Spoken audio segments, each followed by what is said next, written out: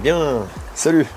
C'est maintenant qu'on se retrouve dans mon garage, après avoir passé quelques mois à le ranger. Pourquoi c'est important pour moi de le préciser?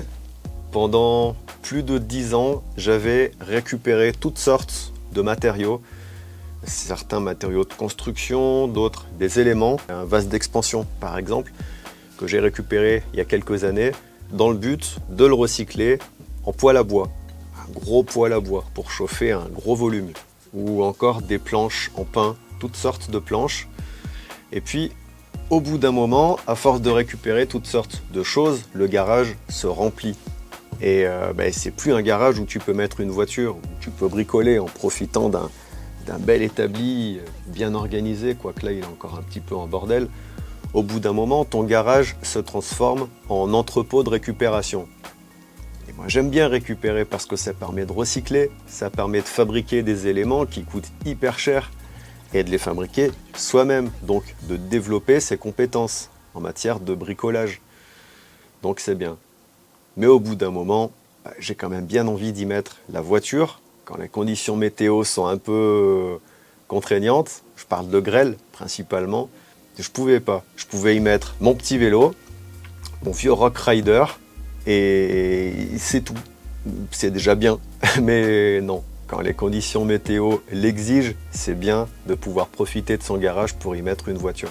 Il y a 2 ans, j'ai commencé à aménager dans ma chambre un studio, comme ça, une petite décoration avec un mur en bois constitué de planches de pin et puis des éléments décoratifs. Une vieille lampe à pétrole, ma hache, une toile qui représente une partie du parc de Chartreuse, divers éléments décoratifs.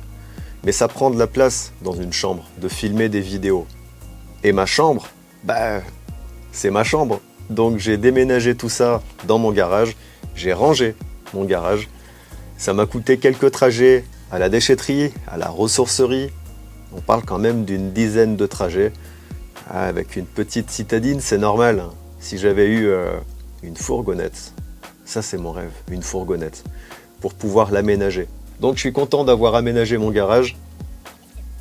Et puis il y a quelques mois, mon voisin de palier, Laurent, j'ai une forte pensée pour lui, nous a quittés. Et c'était aussi mon voisin de garage. Et du coup, quand sa famille est venue vider le garage, ça a donné lieu encore et toujours, à quelques récupérations. Mais cette fois, la récupération qui a une histoire, qui a de la valeur. Je parle ici de cette magnifique bouteille de Chartreuse verte d'un volume de 3 litres, évidemment vide, mais en élément décoratif, je trouve que ça n'a pas de prix. Non seulement parce que c'est une bouteille qui est dure à trouver dans le commerce, déjà à cause de son prix, et ensuite parce qu'elle n'est pas distribuée partout, et puis en plus parce qu'elle appartenait à Laurent, mon voisin, donc elle a vraiment une histoire, cette bouteille. J'ai récupéré aussi des caisses en bois de Chartreuse, où c'est imprimé par brûlure, je ne sais pas comment on dit, c'est imprimé à chaud sur le bois. Donc là aussi c'est des caisses magnifiques que je vais probablement recycler en caisses de transport. Vous savez, les petites caisses en bois dans lesquelles on met des bouteilles de bière. Je vais probablement fabriquer des caisses en utilisant ces caisses en bois. C'est pas le sujet aujourd'hui, même si c'était important de dire qu'on est ici dans mon garage, parce que j'en suis content. Ouais, je suis fier de ce que j'ai fait, du rangement et de l'aménagement. Et je vais pouvoir profiter de ce studio vidéo pour filmer certaines vidéos un petit peu exigeantes en termes de logistique. Par contre, qui dit garage dit isolation phonique, pas terrible. On risque d'entendre dans cette vidéo des gamins qui jouent au ballon, des chiens qui aboient, des voitures qui klaxonnent, des parents qui crient « Kylian, sors du 3008, éteins ton iPhone ou je t'enferme à l'intérieur pour la nuit ». Dans le 3008, pas dans l'iPhone. Donc niveau isolation phonique, c'est un garage. Donc peut-être que je travaillerai là-dessus. dans les jours qui viennent, on verra.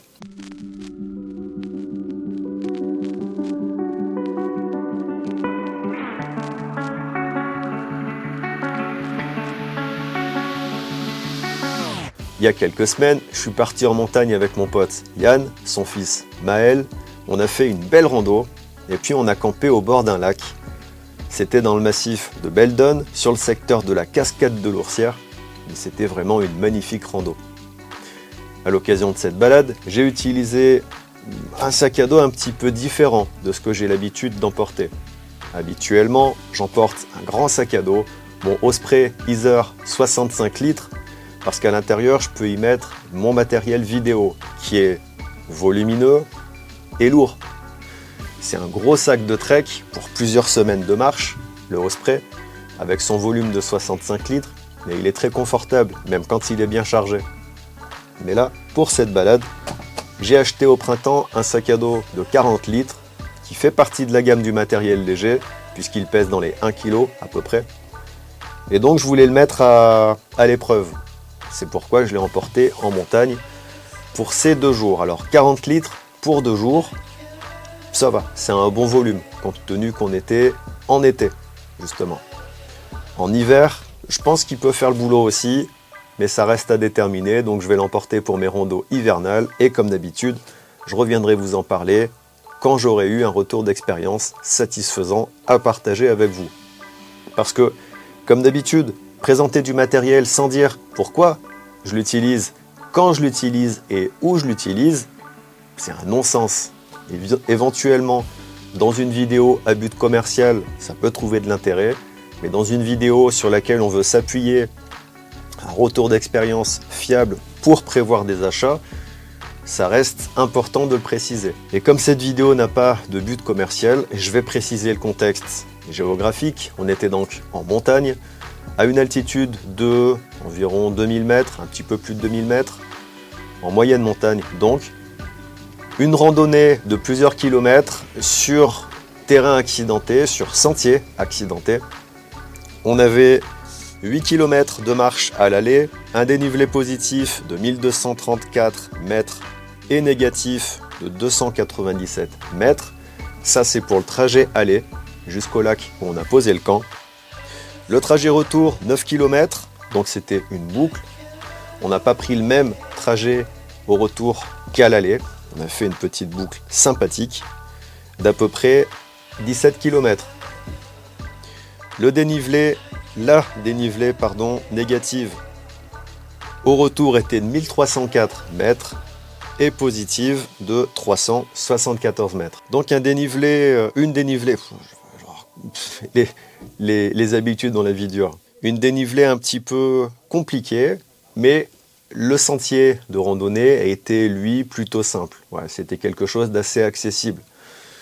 Mais ça, c'est relatif. Ce qui est accessible pour moi ne le sera pas forcément pour vous. Ce qui est accessible pour vous ne le sera pas forcément pour moi. Donc ça dépend aussi beaucoup de la condition physique de la personne qui fait la randonnée, du poids de son sac à dos et de son mental. Voilà. Si la personne est seule ou accompagnée, ça peut faire aussi une différence. Donc ça, c'est pour les détails de la randonnée. Je ne sais pas si je l'ai dit, mais on était sur le secteur de la cascade de l'Oursière.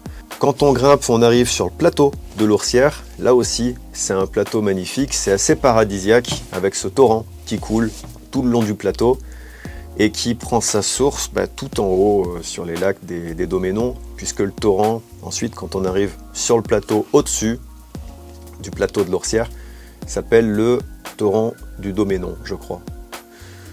Le massif de Beldon, c'est un massif magnifique pour faire des randonnées et surtout, il est bien équipé, si je peux dire, en matière d'eau, puisqu'il y a beaucoup de lacs.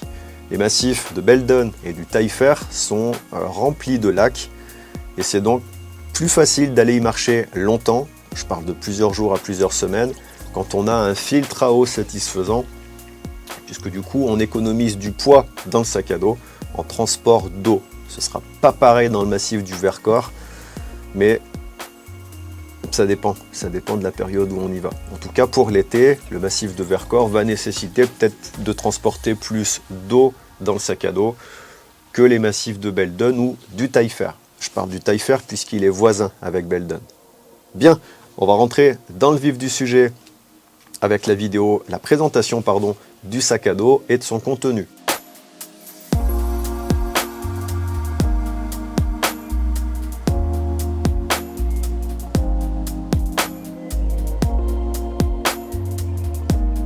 Le sac à dos, donc je l'ai acheté au printemps 2023, c'est le Millet Wanaka 40 litres. Il existe aussi en volume de 30 litres. Moi je l'ai essayé en magasin en 30 litres, je le trouve intéressant. Et donc j'ai dû le commander sur internet en 40 litres puisqu'il ne l'avait pas en stock au magasin où je vais habituellement à Voiron. Je l'ai payé à peu près 150 € si je ne dis pas de bêtises. Et avec, à la commande, j'ai pris un sursac imperméable de la même marque. Sursac qu'on va voir ici. Un sursac prévu pour des sacs de 30 à 50 litres. Un sursac plutôt bien fait. Je ne vais pas détailler le sac à dos et son sursac, puisque j'en reparlerai plus tard dans la vidéo de retour d'expérience du sac à dos. Puisque j'ai ouvert la poche du capuchon, je vais détailler le contenu des poches à l'extérieur et puis les éléments qu'on va trouver à l'extérieur du sac à dos. Vous pouvez le voir, c'est un sac à dos relativement petit, 40 litres, ce qui va nécessiter de choisir de la nourriture appropriée. Moi, j'avais pas beaucoup de nourriture à emporter pour ces 2 jours puisque j'avais prévu le casse-croûte du samedi midi. Un casse-croûte basé sur de la nourriture fraîche, ce que j'appelle le repas de berger. C'est de la nourriture qui ne nécessite pas de cuisson, principalement de la bouffe froide. Donc froide et calorique. J'avais apporté l'apéritif aussi, un petit peu de pastis des Alpes. Le pastis des Alpes, il est fabriqué en Savoie. C'est un pastis qui mélange le pastis, du jaune épi et de la vulnéraire. C'est un pastis que j'apprécie beaucoup puisqu'il y a plus de plantes que dans le pastis classique ou dans le Ricard. Donc ça, c'est pour l'apéritif. J'avais emporté des noix, les noix du Dauphiné, grillées, assaisonnées. Donc ça, c'était pour le repas du samedi midi. Le repas du samedi soir, c'est Yann qui s'en est chargé avec une recette de cuisine succulente qu'il nous a cuisiné. On s'est régalé. Une petite goutte de vin. Une gouttelette. Les saucisses prennent une belle couleur. On va les laisser cuire au Ah oui, plat. parfait. Pas plus haut que les bas. À l'extérieur du sac à dos, on peut voir donc que j'ai mes bâtons de marche. Je reviendrai plus tard sur les poches. Mes bâtons de marche, c'est des Lacal. Pas très grave. Tous les détails à propos des articles que je vais détailler dans cette vidéo, que je vais lister dans cette vidéo, vous les trouverez dans la description sous la vidéo, parce que si je parle en détail de chaque élément, on va pas en finir. La vidéo va durer 1 heure. Le nom, le modèle, je sais pas, mais ils font partie de la chaise légère de la marque Lacal, qui coûte une centaine d'euros. Avec la chaise, il y a les bâtons. Donc je trouve que c'est un prix très abordable, compte tenu qu'avec la chaise, on a les bâtons. S'il n'y avait que les bâtons à 100 €, ça aurait déjà été un prix acceptable. Mais compte tenu qu'il y a une chaise ultra légère fournie avec, quand je dis ultra légère, je pars du principe que la chaise pèse 600 grammes. Donc une chaise qui offre du confort pour être assis, pas à même le sol, en milieu montagneux, à 600 grammes, c'est super acceptable. Et si elle atteint ce poids très bas, c'est parce qu'on utilise les bâtons de marche pour monter la structure de la chaise. Par contre, l'inconvénient, c'est que si j'utilise mes bâtons pour monter la chaise, je n'utilise pas mes bâtons pour monter mon abri. Et moi, j'aime bien dormir sous tarpe, j'utilise jamais de tente, quasiment jamais. Donc mes bâtons, s'ils sont utilisés pour la chaise, le tarpe, ça va être compliqué de le monter. Donc généralement, je monte l'abri, j'installe ma chaise avec les bâtons, et pour monter l'abri, pour mettre le tarpe en l'air, je retire les bâtons de la chaise quand j'en ai plus besoin et je les installe sous le tarpe. C'est assez facile à faire, c'est vraiment pas compliqué puisque les bâtons, leur seul rôle est de mettre le tarpe sous tension. Mais pour installer le tarpe, j'ai pas besoin des bâtons. Ou à la rigueur, pour me faire une idée de si j'ai vraiment un espace restreint au sol et que je veux vraiment l'installer au centimètre près, je vais utiliser les bâtons, mais une fois que c'est fait, je les retirerai pour monter ma chaise. Mais rien ne m'empêche, vu le poids réduit d'une paire de bâtons, d'emporter une deuxième paire de bâtons. Voilà, c'est un petit peu tiré par les cheveux, mais c'est faisable.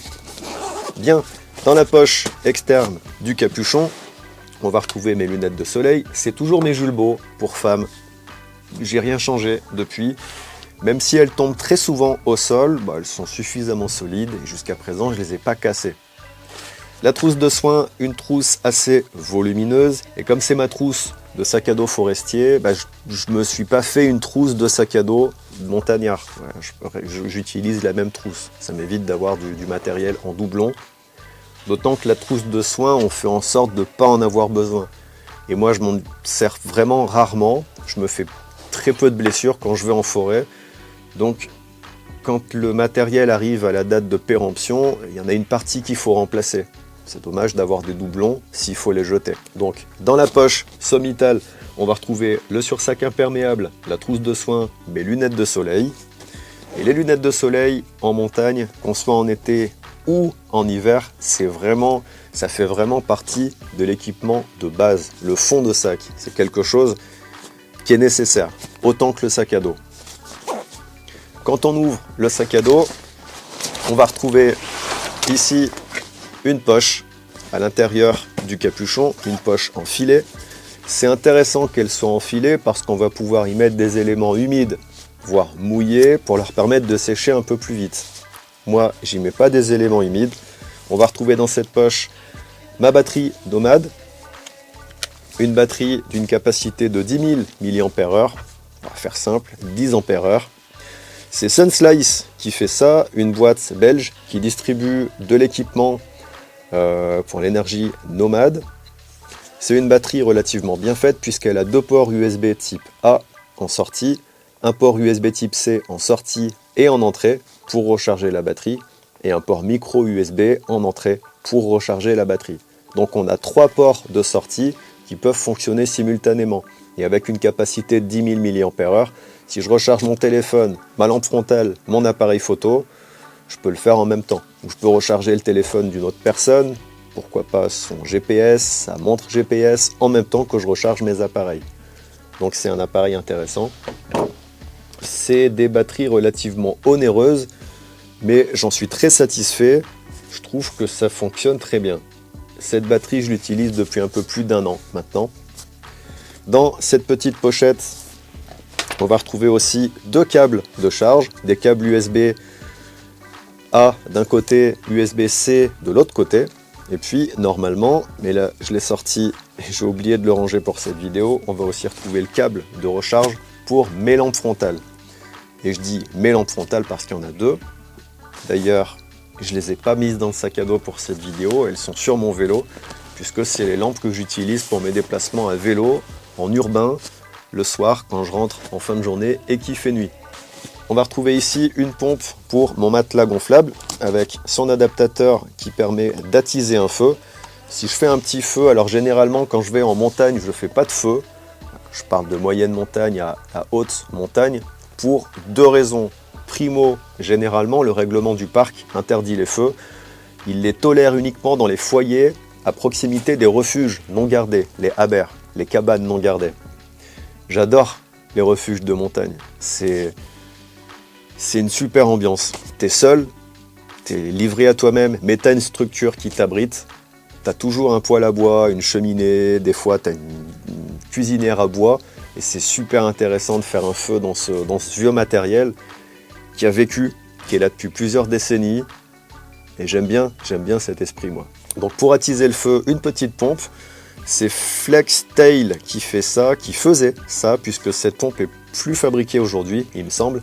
C'est une pompe qui vient sans batterie, donc elle est très légère et elle a uniquement la fonction de pompe. Je dis ça parce que depuis, Flextail a sorti une pompe qui a sa propre batterie et qui a la possibilité de servir en lampe, en lanterne aussi, en plus de pompe. Donc ça peut être bien. Vous pouvez voir qu'il y a des élastiques de chambre à air un petit peu partout. J'aime bien réutiliser des chambres à air mortes qui ne peuvent plus être utilisées sur une roue de vélo. Je découpe des élastiques et ça a plein d'utilisations. Ça rajoute du grip, de l'adhérence, de la préhension et ça aide dans plein de domaines de la vie. C'est des élastiques très solides. Ma pochette de toilette. À l'intérieur, on va retrouver du papier toilette pour mes besoins de base et des lingettes imprégnées. Des lingettes à la sauge, je crois. Lingettes. Alors, j'aime bien les lingettes, mais je vais pas m'en servir pour me torcher avec, parce que je veux pouvoir les rapporter avec moi dans un sac poubelle, les sécher, et ensuite je m'en sers de temps en temps quand je veux démarrer mes feux en forêt. La lingette, c'est un déchet qu'on ne recycle pas. On va simplement le brûler. Et faut reconnaître que c'est un peu débile d'acheter un truc en partant du principe que on peut pas le recycler. On est d'accord, d'un point de vue écologique, le recyclage, ça pollue. Donc, autant partir dès le départ d'une ressource qui n'a pas besoin d'être recyclée. Et en forêt, des ressources pour lancer mon feu, c'est pas ce qui manque. Mais tant qu'il y a utilisé quelque chose pour faire ma toilette, alors je veux pouvoir ensuite le recycler moi-même, m'en resservir. Enfin, plus il y a d'utilisation pour quelque chose, mieux c'est. Dans un sachet en lin, ma brosse à dents. Pourquoi un sachet en lin? Parce que je la range généralement humide et au moins ça lui permet de sécher sans être au contact d'autres éléments du sac à dos.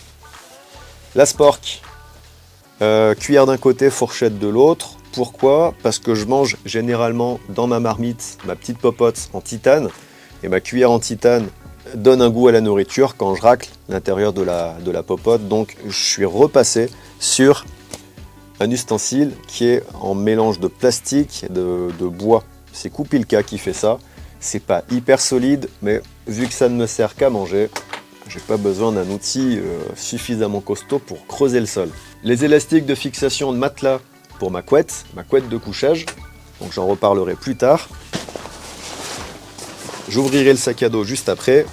Alors, en façade, accroché sur la Daisy Chain, on a ma petite tasse de forêt. C'est une petite Kuxa qui est fabriquée par Kupilka aussi. J'aime bien ces petits trucs. Le volume est évidemment insuffisant pour boire un grand thé ou une soupe, même pour manger un plat. Mais pour l'apéritif ou pour boire le café, ça fait le taf. Et puis ça me rappelle la forêt, donc ça a surtout un but décoratif sur le sac à dos. Dans une poche, on va retrouver ma gourde filtrante. C'est la Oko qui fait un petit peu...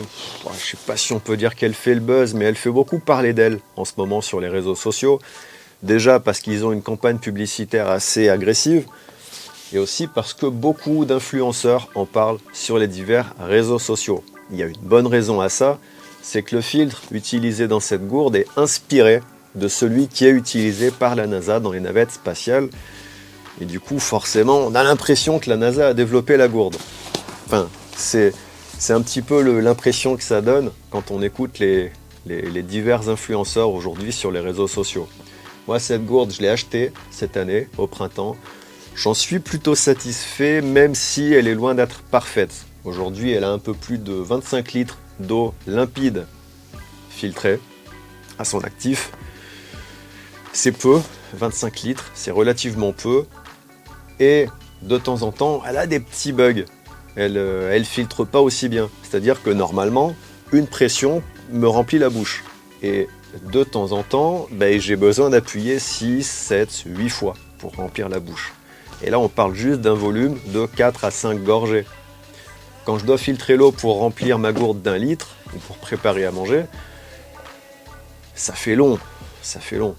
Mais c'est une gourde qui reste intéressante quand même. Et alors, le truc bizarre, c'est que le filtre a tendance à ralentir un peu sa cadence de filtrage, donc il se bloque un petit peu, et puis au bout de quelques jours, il se débloque.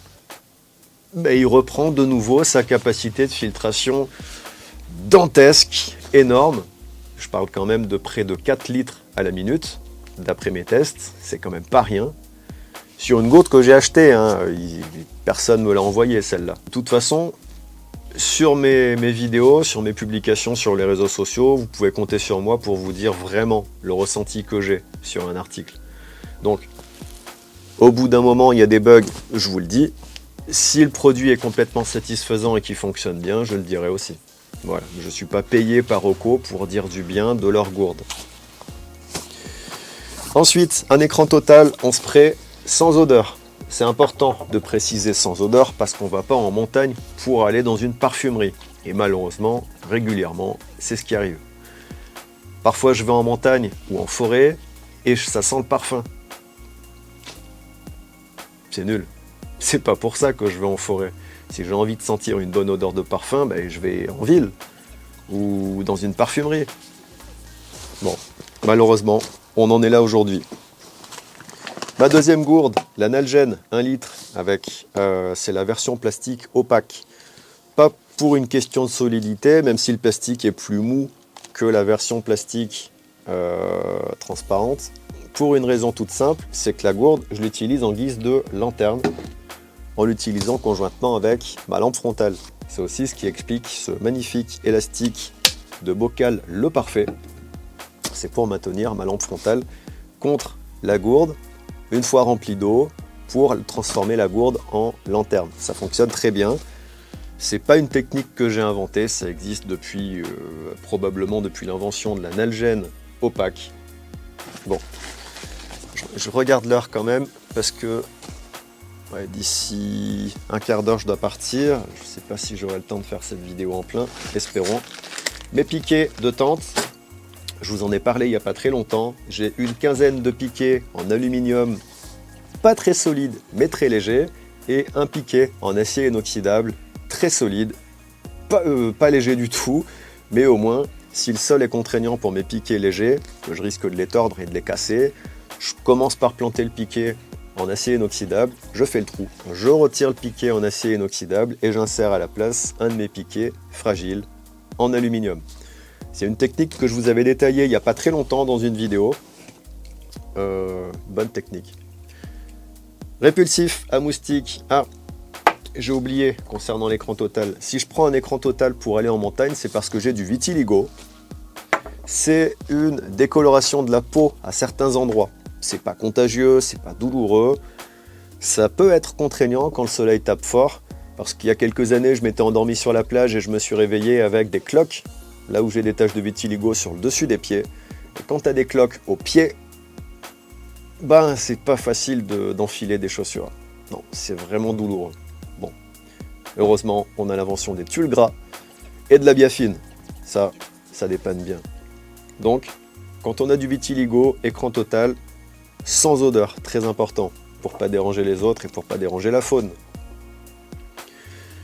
Mon répulsif à moustiques et à tiques. Je sais, en moyenne montagne, on croise pas beaucoup de tiques, mais ça peut arriver. Moi, en montant au sommet du Grand Son, il y a quelques années, j'avais une tique sur moi.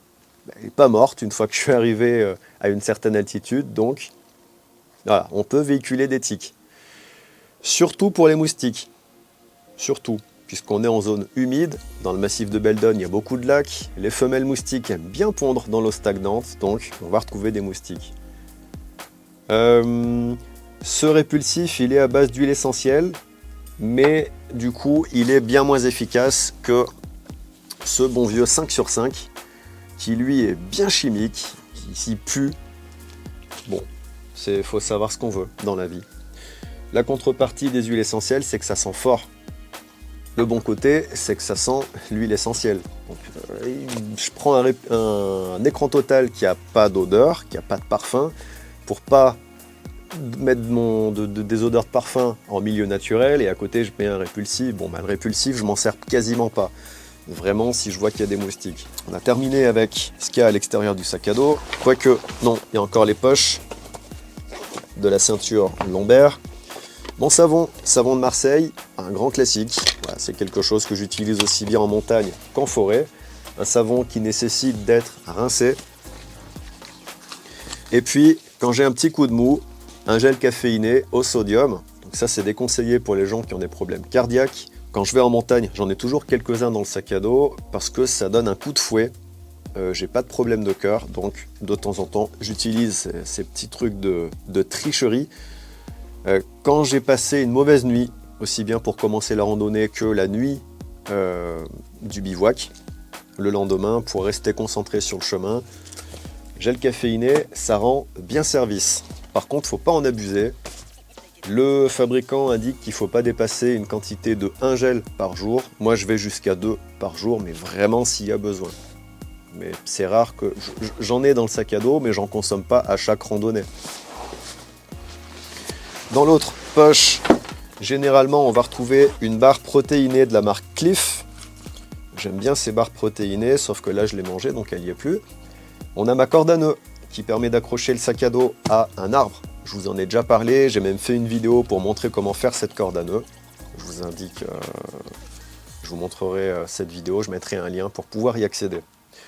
Mon couteau suisse, et ça c'est le seul outil coupant, un outil multifonction bien pratique, et c'est le seul outil coupant que je vais avoir pour aller en montagne, puisqu'en montagne, j'ai pas besoin d'avoir grand chose généralement.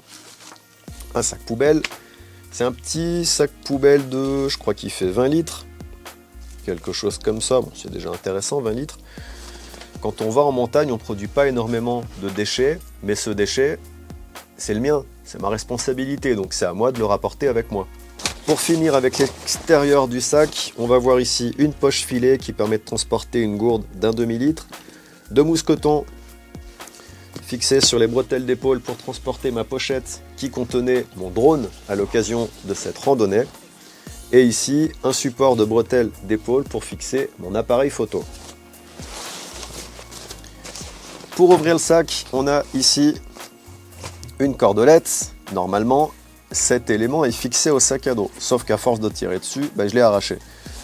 Pour ouvrir le sac à dos, on prend la sangle rouge ici, la boucle, l'ouverture du sac, et on tire, tout simplement.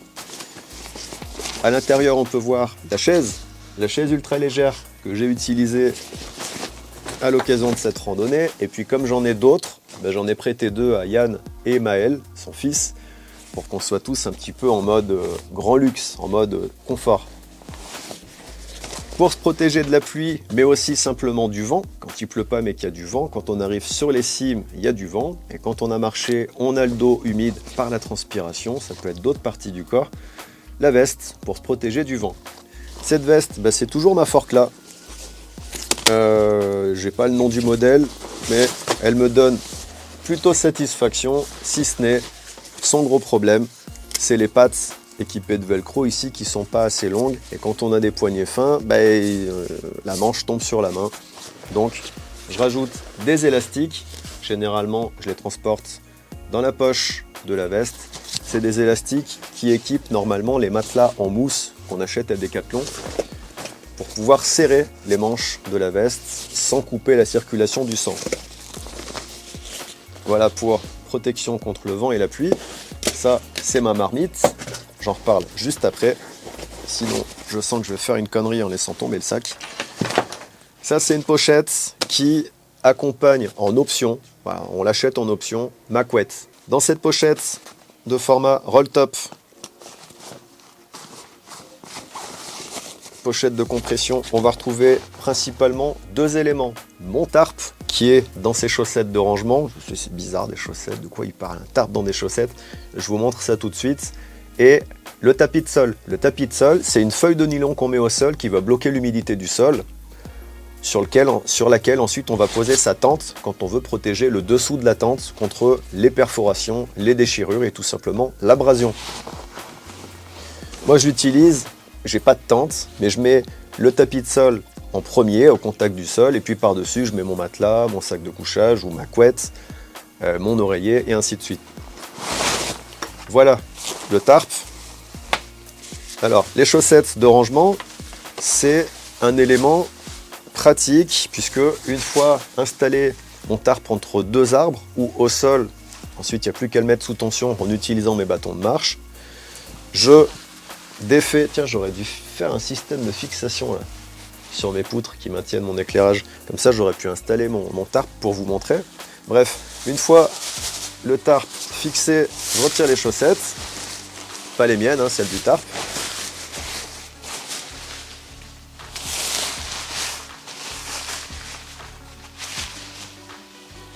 Et ça libère le tarp avec ses cordes de fixation aux 4 coins, j'ai plus qu'à l'installer pour avoir mon abri. Ce système de chaussettes, c'est utile parce que ça permet de libérer le tarp de façon plus pratique, surtout quand il pleut, quand on arrive au moment d'installer le bivouac, ça rend bien service, et aussi de le ranger beaucoup plus vite. Je commence par libérer les 4 piquets des coins, j'enroule les cordelettes, et puis j'ai juste à tirer sur les chaussettes, pas les miennes, celles du tarp, pour ranger la toile du tarp à l'intérieur. Ça c'est bien. Voilà, ça c'est mon tapis de sol, à ne pas confondre avec le matelas. Et ben voilà, Si c'est pas la kiffance, ça. Le tapis de sol, une feuille de nylon qui va bloquer l'humidité du sol. Et c'est son rôle. C'est son deuxième rôle, en plus de celui de protéger le dessous d'une tente contre l'abrasion. Quelle heure? Ouais, on n'est pas trop mal, Alors, ce qui est intéressant avec ce sac à dos, c'est qu'on a ici une ouverture zippée et un système d'élastique de compression qui est fixé, qu'on peut ouvrir avec des boucles Fastex, une toute petite boucle. Une fois le sac ouvert, on peut accéder au contenu. Moi, à l'intérieur du sac, j'ai un sac étanche. Voilà. Un grand sac étanche d'un volume de 80 litres. C'est pas vraiment le choix le plus judicieux, compte tenu que mon sac à dos a un volume de 40 litres, la moitié. Mais quand je l'ai acheté, j'avais pas beaucoup d'options disponibles. Il y avait 10 litres, 15 litres et 80 litres. Le reste était en rupture de stock, donc j'ai pris un petit peu ce que je pouvais, en partant du principe que qui peut le plus peut le moins. Je préfère comprimer un gros volume que bourrer des trucs à l'intérieur d'un petit volume et pas arriver à le fermer ou fragiliser les coutures. Ouais, je préfère. Une fois ouvert ce sac étanche, je reparlerai de la popote juste après, on va retrouver à l'intérieur les éléments que je veux protéger contre l'humidité, d'où l'utilité du sac étanche. Qui dit randonnée en montagne avec des lacs dit forcément baignade, donc une petite serviette microfibre. Mes vêtements pour la nuit, donc ici un t-shirt à manches longues avec col demi-montant zippé, ça va être mon pyjama. Un caleçon en laine mérino, ça c'est un change, c'est pas forcément ce que je vais porter pour dormir, j'évite de comprimer le bas du ventre pendant la nuit. D'autant que lui, le caleçon Forclaz en laine mérino, il a une ceinture vraiment bien élastiquée. C'est compliqué de détendre l'élastique. Beaucoup d'utilisateurs critiquent l'entrejambe en disant que le tissu est vraiment fragile, qu'il a tendance à craquer. Moi, sur plusieurs années de port, évidemment avec des lavages en machine, j'ai pas eu de soucis au niveau de l'entrejambe, aucun trou. Donc, ouais, j'ai pas à me plaindre de ces caleçons, si ce n'est de la ceinture qui est beaucoup trop serrée. Alors, ça c'est ma doudoune. Doudoune Simon, matériel d'alpinisme. Une doudoune que je trouve intéressante à plus d'un titre. Quand je vais en montagne, j'aime bien avoir un petit peu de confort, un cocon de chaleur. Il y a des situations où c'est bien et il y a des situations où c'est nécessaire, où c'est vital. Si je suis en situation de survie, par exemple, j'ai eu un imprévu, je suis immobilisé, je ne peux plus bouger, ma doudoune, elle peut me sauver la vie. Une polaire, ce sera un petit peu différent, puisque le tissu polaire, pour créer de la chaleur, il faut bouger dedans. Si je suis immobilisé et que j'ai beaucoup de mal à bouger, je suis en situation de choc, j'ai des courbatures, j'ai pas envie de bouger. Évidemment, le froid va me faire grelotter, donc je vais créer de la chaleur par friction avec le tissu polaire. La doudoune, à l'intérieur, il y a du duvet, on peut choisir une doudoune avec de la ouate, du synthétique. Dans ce cas-là, ça va créer de la chaleur, ça va pas créer de la chaleur, ça va me renvoyer ma chaleur corporelle sans bouger. Donc c'est déjà plus intéressant que le tissu polaire. En termes de résistance à l'humidité, je pense que c'est kiff-kiff, c'est relativement équivalent, si ce n'est que certaines doudounes ont un traitement déperlant, et c'est quelque chose que j'imagine pas possible avec le tissu polaire. Non, à moins de rajouter par-dessus une veste imperméable. La doudoune, c'est un élément que je vais porter quand j'ai froid, c'est son but. Quand je vais être sur le camp le soir pour discuter avec les copains, pendant qu'on casse la croûte, et je vais l'utiliser pour dormir, et ça va être le haut de mon système de couchage. Grâce à sa capuche, le fait qu'elle englobe les épaules et les bras, du coup, au lieu de prendre un sac de couchage, je prends une couette. C'est toujours ma couette, French Light Outdoor, dont je vous ai parlé à plusieurs reprises. Donc je ne vais pas détailler cette couette.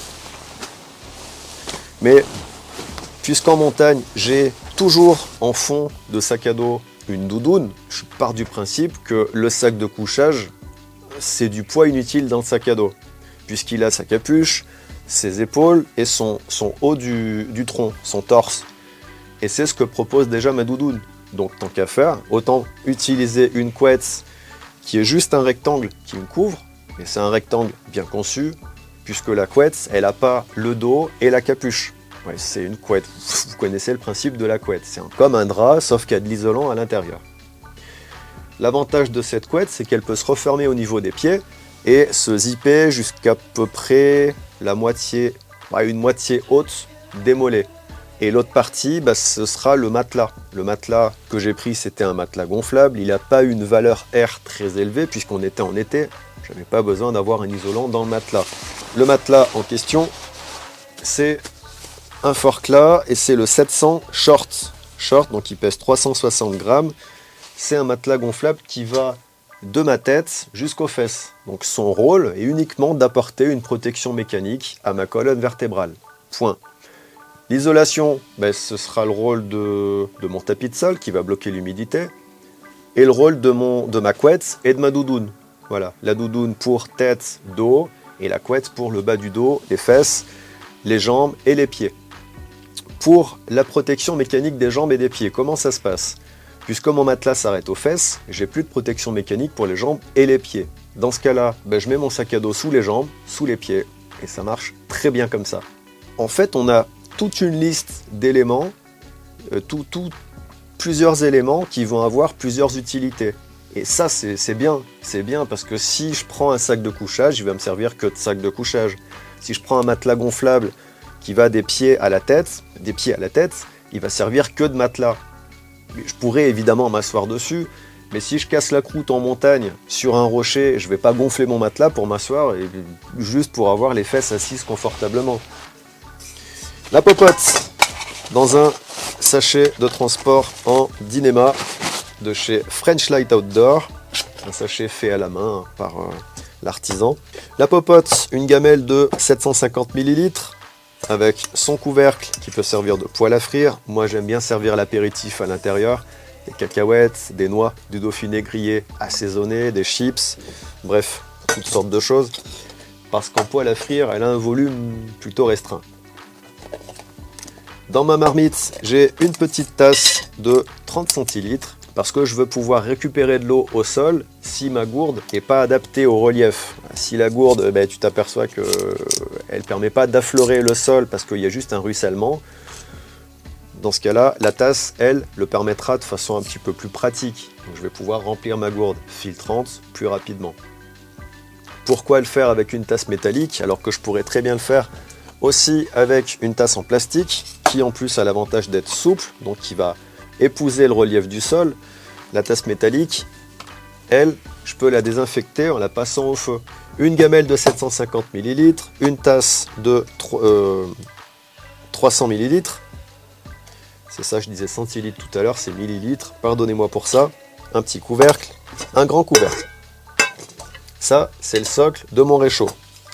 Le réchaud que j'ai pris pour cette balade, c'est un réchaud que j'ai fabriqué entre 2010 et 2012, donc il a déjà quelques années. C'est le P3RS, un réchaud que j'ai découvert sur le forum des randonneurs ultra légers à cette époque, des marcheurs ultra légers, que j'ai fabriqué dans une canette de Coca. C'est pas le plus efficace. Selon moi, le plus efficace, c'est le P3RS fabriqué dans une canette de Pepsi.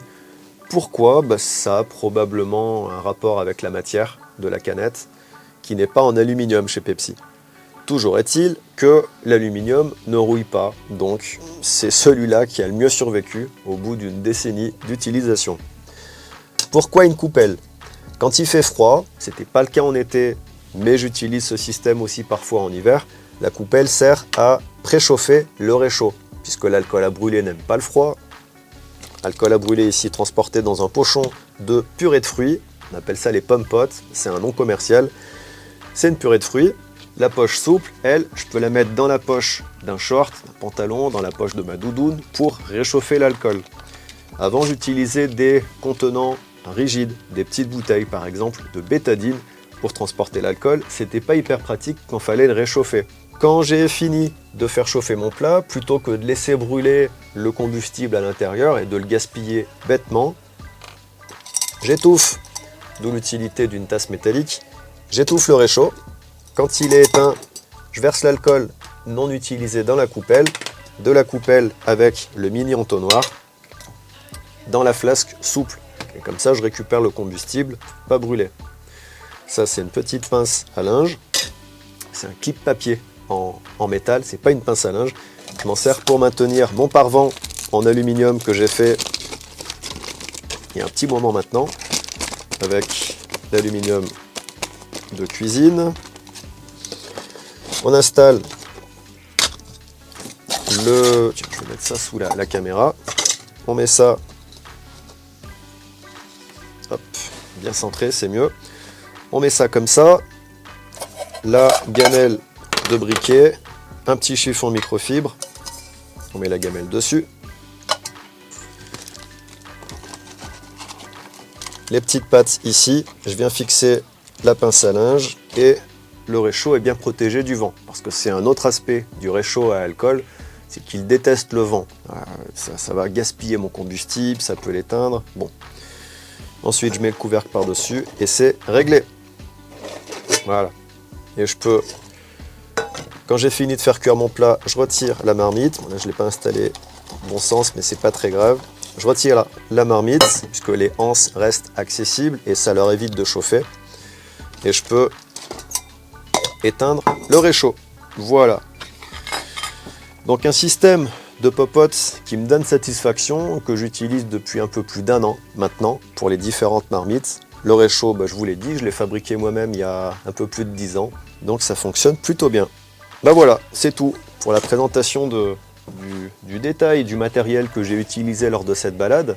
Je pense que ce type de vidéo peut avoir une utilité pour vous, pour faire les bons choix de matériel, mais aussi pour éviter d'acheter quelque chose qu'on peut recycler. Je pense au pare-vent, au réchaud et à d'autres éléments. Si vous avez des questions, n'hésitez pas, laissez-moi un commentaire, j'essaierai d'y répondre. Si vous avez apprécié cette vidéo, vous pensez qu'elle peut vous apporter quelque chose, n'hésitez pas à me le dire en me laissant un commentaire. Vous pouvez aussi cliquer sur le petit pouce. N'hésitez pas non plus, si vous pensez que cette vidéo peut avoir une utilité pour les gens autour de vous, à la partager autour de vous.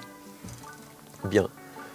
Maintenant, cette vidéo touche à sa fin. Hop, un petit rappel, si vous n'êtes pas encore abonné, n'hésitez pas à le faire. Si vous pensez que vous avez envie de recevoir une notification quand je publie une vidéo ou un article dans l'onglet communauté de la chaîne YouTube, vous pouvez vous abonner à la chaîne. C'est pas obligatoire, mais c'est gratuit. Profitez-en, ça va pas durer. Si vous vous abonnez, n'oubliez pas de cliquer sur la petite cloche pour recevoir une notification quand je publie une vidéo ou un article. Maintenant, je pense avoir fait le tour. Il est temps de nous quitter. Comme d'habitude, portez-vous bien, sortez dans la nature et on se retrouve très bientôt. Salut. Corde vocale en PLS. On se retrouve bientôt. Sortez dans la nature.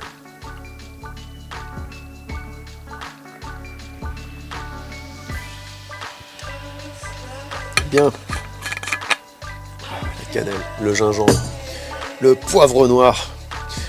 De quoi débuter une bonne journée. Salut.